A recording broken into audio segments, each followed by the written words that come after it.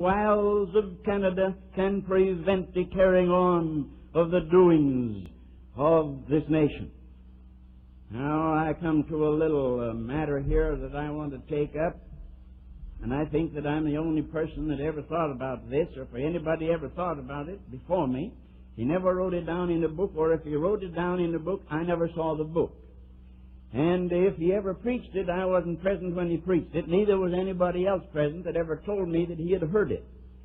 I gave this thought one time in the presence of Dr. Martin Lloyd Jones, and he didn't deny it. He smiled. He didn't say he believed it, didn't say that he didn't. And I quote him because, of course, he is one of the great English authorities in theology. But what about man's free will now? Maybe some of you dear people would rather not have your minds troubled about this. Maybe you'd rather just sort of rest. If you would, why do it? Just sort of rest. But if you'd like to have your mind troubled, why, I'd like to trouble it for you. Because, as I told you, quoting somebody else, that the business of a prophet of God is to comfort the afflicted and afflict the comforted. And some of you comforted people need to be afflicted. And one of the first ways to afflict you is to get you thinking about divine things. Now here's the matter of man's free will and God's sovereignty. God's sovereignty means that He's in control of everything and that He planned everything from the beginning. Man's free will means that he can, anytime he wants to, make any choice he pleases, and thus apparently defy the purposes of God and will against the will of God. Now, how are we going to figure it out? Well, down the years, two divisions of the church have stood up.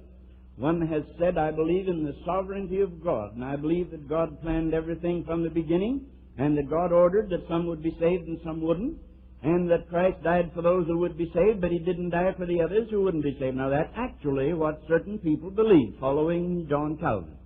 Then on the other side, way over on the other side, there are those who say Christ died for all, and I believe it, and that man is free to make his choice. But those who teach the sovereignty of God in this exclusive way say that if man is free to make a choice, then God isn't sovereign. Because if a man can make a choice that God doesn't like, then God's not having His way. Well, you know, I figured that out one time. And I don't know, I guess the pastor's getting ready for the baptismal service, but he's the theologian of the pulpit here. And he'll straighten me out on this, but you know how I figured this out, and I'd like to give it to you. I'd like to give you this thought and see what you think of it. Now, God's sovereignty means absolute freedom, doesn't it? It means God's absolutely free to do anything He wants to do or wills to do anywhere, anytime, forever. That's what it means. And man's free will means that man can make any choice he wants to make, even if he makes a choice against the will of God. And there's where you lock horns, and the theologians, like two deer out in the woods, lock horns and wallow around till they both die. Now, I refuse to get caught on either horn of that dilemma to change the figure. I absolutely refuse, because here's what I see. I see that God Almighty is sovereign. He is free to do as He pleases. And among the things He pleased to do was give me freedom to do what I please. And when I do what I please, I am fulfilling the will of God, not controverting it. For God has in His sovereignty sovereignly given me freedom to make a free choice. And even if the choice I make is not the one God would have made for me, His sovereignty is fulfilled in my making the choice, and I can make the choice because God said, the great sovereign God who is completely free, said to me, now in my sovereign freedom, I bestow a little bit of freedom on you. Now, choose you this day whom you will serve. Be good or be bad at your own pleasure. Follow me or don't follow me. Come on or go back. Go to heaven or go to hell. That's in your lap, and you've got to make your choice. Now, the sovereign God put that in my lap and said, this is yours, and you must make that choice. And when I make a choice, I'm fulfilling His sovereignty in that He sovereignly willed that I should be free to make a choice. But if I choose to go to hell, it's not what His love would have chosen, but it does not controvert nor cancel out His sovereignty. Therefore, I can take John Calvin in this hand and Joseph Arminius and Jacob Arminius in the other hand and walk down the street. Neither one of them would walk with me, I'm sure, because John Calvin would say I was too Arminian and Arminius would say I was too Calvinistic. But I'm happy in the middle. I believe in the sovereignty of God, and I believe in the freedom of man. I believe that God's free to do as He pleases, and I believe that in a limited sense He has made man free to do as he pleases, within a certain framework, but not a very big one. After all, you're not free to do very many things. You're free to make moral choices. You're free to decide the color of your necktie and what food you'll have and whom you'll marry. She's agreed. And you're free to do a few things, but you're not free to do many. But the things you are free to do are gifts from the God who is utterly free. And therefore, anything I do and make a choice, I'm fulfilling the freedom God gave me, and therefore I'm fulfilling God's sovereignty in carrying it out. Now, my brother and sister, I got a little illustration here which I made up. And I think that it'll give you some light on what I'm talking about. Suppose that a ship leaves New York City bound for Liverpool, England.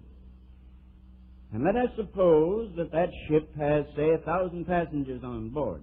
Great big ship, Queen Mary or the United States or Queen Elizabeth or some of the big ships. And they're going to take a nice easy journey and have the passengers enjoy the trip. And somebody there is an authority, and he carries papers, and those papers say, you are to bring this ship into the harbor in Liverpool. All right, when they leave New York and wave to the people on the shore, the next stop's Liverpool. That's it. But out there on the ocean, pretty soon they'll lose sight of the Statue of Liberty, and they haven't come yet in sight of the English coast. So there they are out floating around on the ocean. What do? Do they all feel bound? Are they all in chains? Is everybody in chains and the captain walking around with a stick keeping them in? No. The officers of the ship say, now, here's a shuffleboard court, and there's a tennis court, and there's a swimming pool, and over here you can look at pictures, over there you can listen to music. They're perfectly free to roam around as they please over the deck of the ship. But they're not free to change the course of that ship. It's going to Liverpool, whatever they do. They can jump off if they want to, but if they stay on board, they're going to Liverpool. Nobody can change that, yet they're perfectly free within the confines of that ship. So you and I have our little lives. We are born, and God says, now I've launched you on the sea. And I've launched you on the sea from the sea of birth, and you're going to go into the little port we call death. In the meantime, you're free. Romp around all you will, only remember you're going to answer when you get over there. Be free. And so we throw our shoulders about and throw our weight around, and we demand and declare that we can do as we please, and we boast about our freedom. All right, we got a little freedom, all right, we have it. But remember, you can't change God Almighty's course. And God has said, they that follow Jesus Christ and believe on Him shall be saved, and they that refuse to be shall be damned, and that's settled, and eternally, sovereignly settled. But you and I have freedom in the meantime. We can do anything we want to do, and while most people do, pay little attention, but we're going to answer for that sometime according to the sovereign will of God. Now, God has certain plans that He's going to carry out, certain plans. And I want to talk to you a little bit about those plans which God is going to carry out, and show you what